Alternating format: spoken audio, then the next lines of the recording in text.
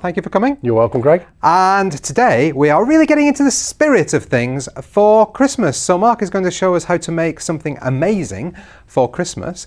And I guess it could be used for other times of year with exactly the same technique, just different mix of products and design, and it could be used all year round. Okay, fantastic. All right, well, over to you, Mark. Let's see what we're going to do. Fantastic. So we're going to make a small column with a little character on top, and I took the inspiration from this from a Christmas catalogue.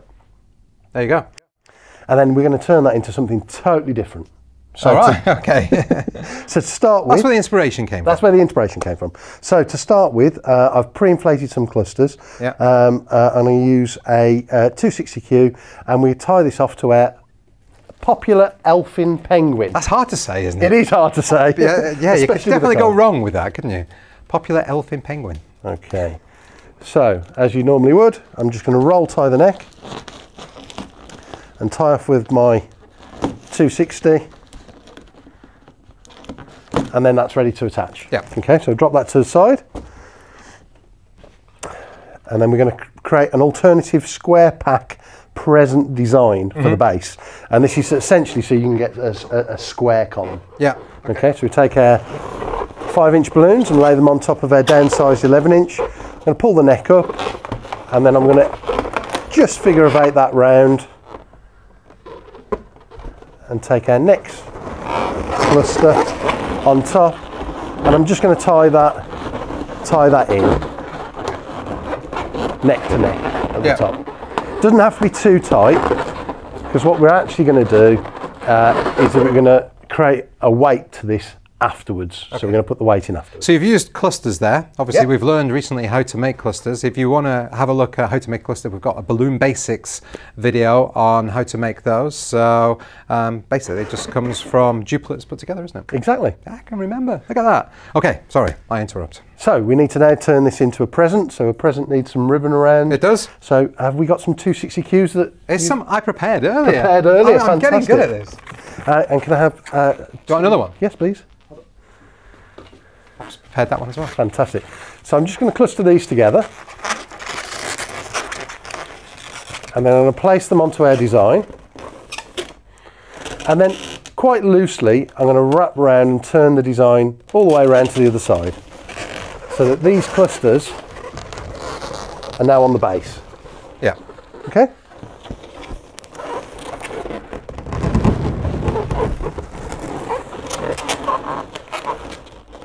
You don't want them too tight, but by the same notion, you don't want them flopping around and loose. And then all I'm going to do is just twist those two together. So you've left a bit of space at the end of each 260Q to allow for... Just allow for the extra twists that we're going to put in there. And then I'll wrap these up from the other side. Now, rather than just twisting these two together, I'm going to twist them into the same place. Okay. So if one were to go down, you'd still be left with the structure. Okay.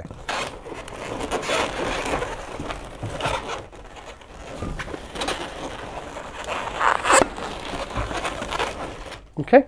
All right. So we're nearly there. To finish it off, we're just going to create a pinch twist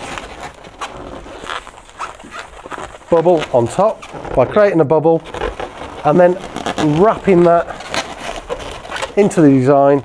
So it's in there, just to hold that down. And if I can, I'm going to thread that back through, underneath. So that will just hold it in the centre there. Okay. Okay. And then we can just finish off by pulling 2 of those around, tying these together.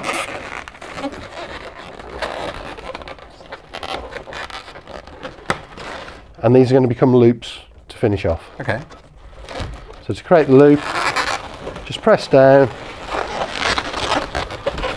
and twist over. That's easier than I thought that would be. Yeah. Yeah. So again, tie off. Just stretch it out, be confident in the stretch. Yeah. Place down to the centre. And then twist. And you should have all the elements of your bow and ribbon finished on your present. And then you can just play around with those and get it absolutely spot on. Perfect. So we can make these in different scale, different sizes, different prints. Yeah. Really easy to do. Perfect. Okay, so what we're going to do now is that we're going to actually take our present. Yeah. And we're going to attach our popular elfin penguin. Love the names. Popular elfin penguin. Just by pulling that down all the way down to the base. Okay. And he'll sit on there, and he should look pretty cool. All right. Now, we can't finish off here, can we? No. We've got to go somewhere else. Because we're going to create this into a fully fledged finished arch. All right. Well, we've got to go somewhere else. So by the magic of TV, we're going to be somewhere else. So here we are in our new location, and we've got a little bit more space. You can see our little friend there that Mark created, and he's joined by this friend over here. So Mark, what are we going to do next? So we're going to create a bubble arch out of these two, and using these as pillars stroke base weights either side. All right. This side, we've attached a permanent monofilament line. Okay. And we've attached it down to the base weight, so it's actually securely held at the base weight. But then using a bit of stretchy tape, I've secured it here, here, and then here. Okay. So it looks like when you turn him back, it looks like the penguin is holding the arch. Okay, cool. As we move over to the other side, I've left myself plenty of line, more than I need. Yeah. And then we've attached this through the base weight. So the base weight is attached with our 260Q to our penguin on top. Okay. And our monofilament line is actually tied, not securely, but tied through the line. Okay. So we can actually, if I hold that there, I can pull some through, and then you can pull some back. Okay. Yeah. So we have an easy way of adjusting the end arch. Yeah. Okay. Great. So to attach our bubbles, the easiest way to attach the bubble is actually to take your bubble. Yeah. And then you don't need all of the ribbon. We'll take a bit of 260Q and we'll just roll tie that down.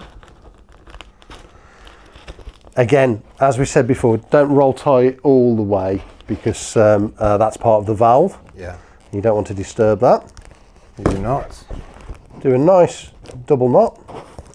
What would you do without 260Qs? I know. And then all we have to do is take our line and tie that with, again, a double knot. Doesn't have to be really tight, onto our line. Okay. And then that will start to lift our line. Yeah. Yeah. So obviously we're not in the normal dimensions of an arch here. Yeah. We're quite a way off that. But I thought we could just attach all the others now. Okay. All right. Mark, I prepared some earlier. Brilliant. And you tied the I did. I'm getting good with that 260Q tying technique. Just as quick as tying these on.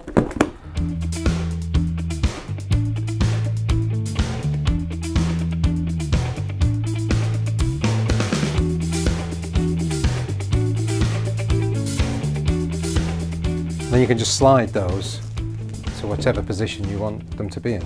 Yeah. So we slide those down. Then we just need to add the collar. You could add the collar first, but then you wouldn't have seen me tie the knot there. So is that normally what you do then? Normally I'd add the collar first.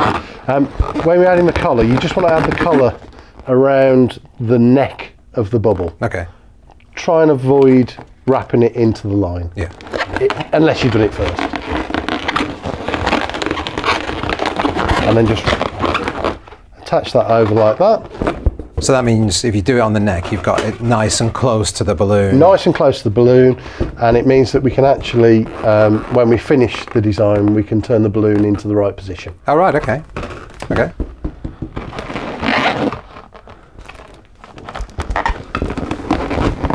So grab hold of the neck, pass that under, and then just cross them off as you would with a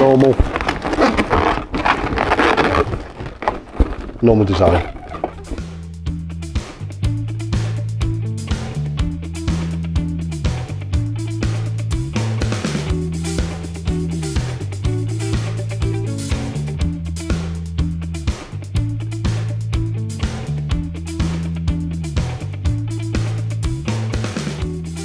So once that's on there, Yeah. okay, this isn't secured now, so we need to pull this through. Okay, just like we did to before. finish it before. Yep. So I'm going to grab hold of the line from the bottom. Yeah. And gently pull the arch down through. Looking good. And then we need to evenly space our balloons. Yeah.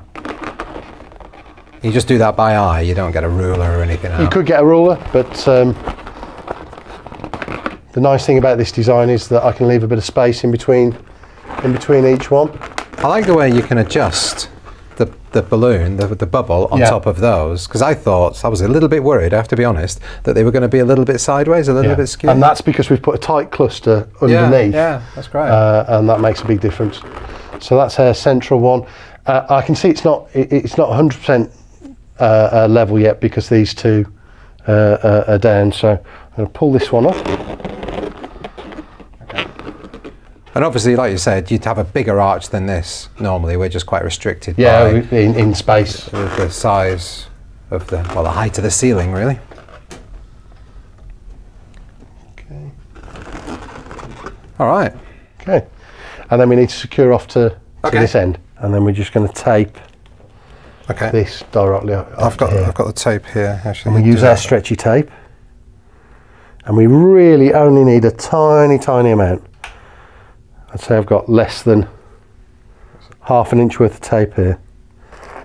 And tape it in the same place as I did on my previous side. Oh, that is sticky, isn't it? Very sticky. Then one last one at the bottom. And again, all we're really doing is hiding the mechanics. Yep.